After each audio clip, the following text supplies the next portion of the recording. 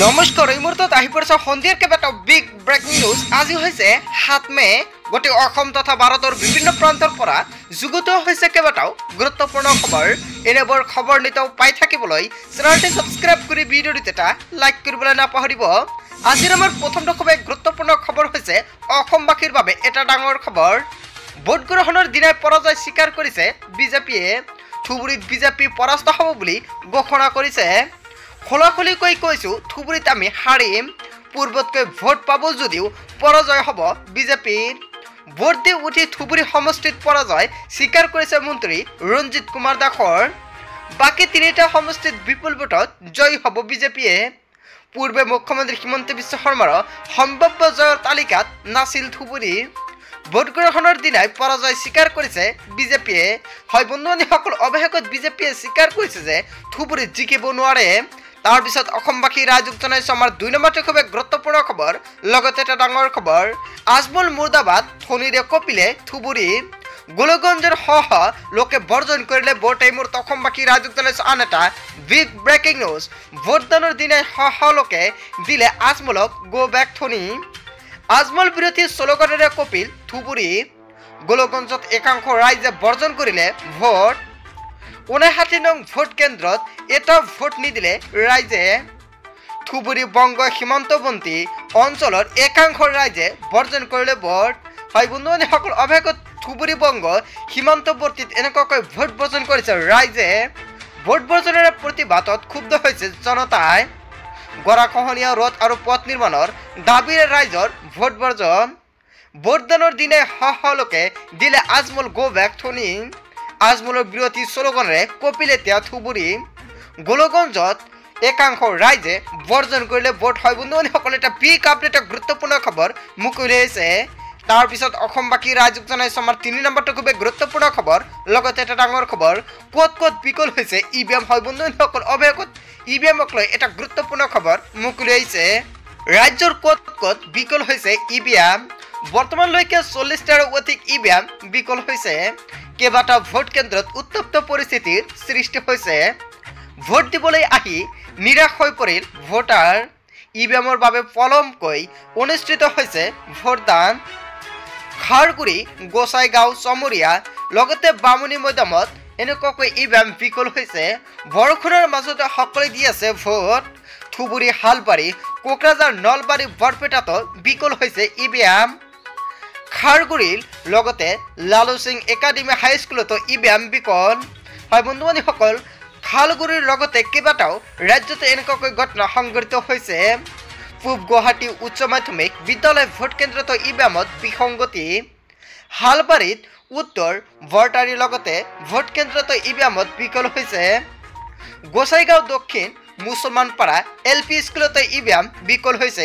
বন্ধুবান্ধৱীসকল, আপুনি কোনটো প্ৰান্তৰ পৰা ভিডিঅ'টো চাই আছে, যদি আপোনাৰ ৰাজ্যতো ইভিএম বিকল হৈছিলে বা আপোনাৰ যিখন ভোট কেন্দ্ৰতো যদি ইভিএম বিকল হৈছিলে, তেনে ক্ষেত্ৰত নিশ্চয় আপুনি কোনটো প্ৰান্তৰ পৰা চাই আছে নিশ্চয় কমেণ্ট ছেকশ্যনত জনাবলৈ নাপাহৰিব। ধুবুৰীৰ ৬৭৮ নং ভোট কেন্দ্ৰতো ইভিএম বিকল হৈছিলে। চমৰীয়া, বৰগাঁত লগতে আচলপাৰা ভোট কেন্দ্ৰতো বিকল হৈছে ইভিএম।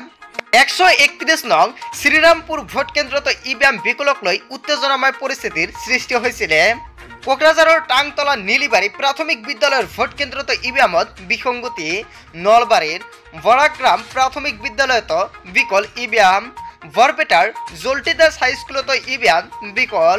ৰাজ্যৰ ক'ত ক'ত বিকল হৈছে ইভিএম নিশ্চয় আপুনি সম্পূৰ্ণকৈ জানিলে। হয় বন্ধুবান্ধৱীসকল, যদি আপোনাৰ ৰাজ্যত এনেকুৱাকৈ ঘটনা হৈছে বা আপোনাৰ ভোট কেন্দ্ৰত নিশ্চয় আপুনি কমেণ্ট কৰি জনাব। তাৰপিছত অসমবাসী ৰাইজক জনাইছে আমাৰ ৪ নম্বৰটো খুব গুৰুত্বপূৰ্ণ খবৰ। লগতে এটা ডাঙৰ খবৰ, ভোটদানত বাধা দিলেই চলিব বুলডোজাৰ। অৱশেষত প্ৰশাসনৰ ভয়ংকৰ হুংকাৰে মুহূৰ্ত অসমবাসী ৰাইজক জনাইছে আন এটা বিগ ব্ৰেকিং নিউজ। বুলডোজাৰ সাজু কৰি ৰাখিছে প্ৰশাসনে। নিৰ্বাচনী হিংসাক কেন্দ্ৰ কৰি প্ৰশাসনৰ কঠোৰ পদক্ষেপ।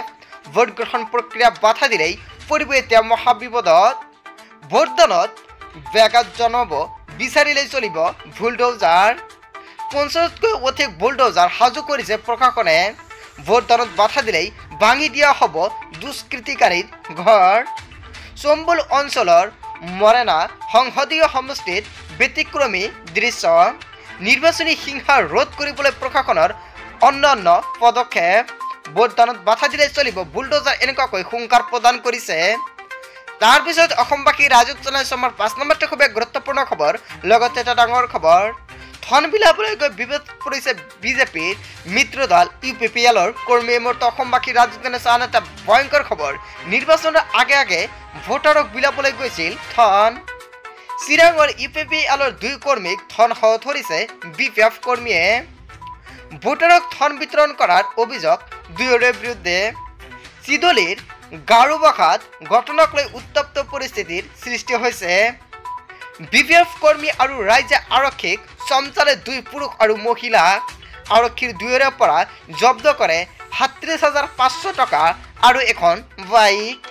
তৃতীয় বিজয় মুছাহাৰীৰ লগতে BDPৰ সম্পাদক আৰু ফ্লোৰেন্স ইছলাৰী UPPLৰ সদস্য। হয় বন্ধুসকল, অৱশেষত আপুনি সম্পূৰ্ণকৈ জানিলে ক'ত এনেকুৱাকৈ ঘটনা সংঘটিত হৈছে। তাৰপিছত অসমবাসী ৰাইজক জনাইছো আমাৰ 6 নম্বৰটো খুবেই গুৰুত্বপূৰ্ণ খবৰ। লগতে এটা ডাঙৰ খবৰ, ভোট গ্ৰহণৰ মাজতে নিৰ্বাচনী নীতি উলংঘন কৰাৰ ভয়ংকৰ অভিযোগ। বৰষুণৰ অজুহাত লৈ ভোট কেন্দ্ৰত স্থাপন কৰিলে বিজেপিৰ ভোট। ভোট কেন্দ্ৰটোৰ বাৰান্দাতে চকী মেজ বহুৱাই বিজেপিৰ শ্লিপ বিতৰণ। ভোট গ্ৰহণ কক্ষৰ মাত্ৰ 10 মিটাৰ দূৰত বিজেপি বহুৱালে ভোট। নিয়ম অনুসৰি ভোট কেন্দ্ৰৰ পৰা 200 মিটাৰ দূৰত্ব থাকিব লাগে ভোট। দেখো প্ৰশাসনক অভিযোগ দিয়া নাছিল পুলিং প্ৰিজাইডিং বিষয়া। বঙাইগাঁৱৰ বাকাৰীপিঠা মধ্য ইংৰাজী বিদ্যালয়ত এই কাণ্ড সংঘটিত হৈছে। 10 গৰাকী মহিলাৰ নেতৃত্বত ভোট কেন্দ্ৰতে এই আয়োজন। মহিলাগৰাকীৰ মাজত আছিল বিজেপিৰ ৱাৰ্ড সদস্য। DY 365ৰ সাংবাদিকৰ প্ৰশ্নত উঠি গ'ল এই বিজেপিৰ ভোটটো। হয় বন্ধুসকল, অৱশেষত এটা ডাঙৰ খবৰ মুকলি হৈছে। ভোট কেন্দ্ৰৰ মাজতেই ভোট গ্ৰহণৰ মাজতেই নিৰ্বাচনী নীতি উলংঘন কৰাৰ ভয়ংকৰ অভিযোগ উত্থাপিত হৈছে। তাৰপিছত অসমবাসী ৰাইজক জনাইছো আমাৰ 7 নম্বৰটো খুবেই গুৰুত্বপূৰ্ণ খবৰ। লগতে এটা ডাঙৰ খবৰ, ভোট কেন্দ্ৰত 2 ফৈদৰ মাজত ভয়ংকৰ সংঘাত।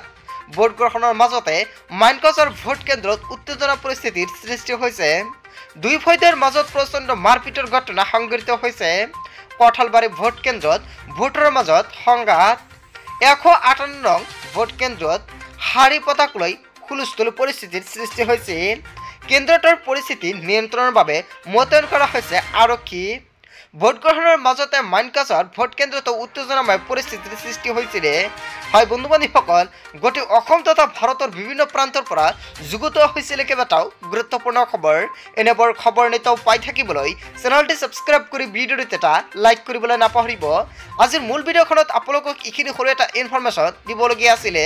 যদি আপুনি ফেচবুক পেজৰ পৰা চাই আছে নিশ্চয় ফেচবুক পেজটো ফ'ল' কৰি ৰাখিব, আৰু যদি ইউটিউবৰ পৰা চাই আছে তেনে ক্ষেত্ৰত ইউটিউব চেনেলটো ছাবস্ক্ৰাইব কৰি ৰাখিব। So thank you for watching full video.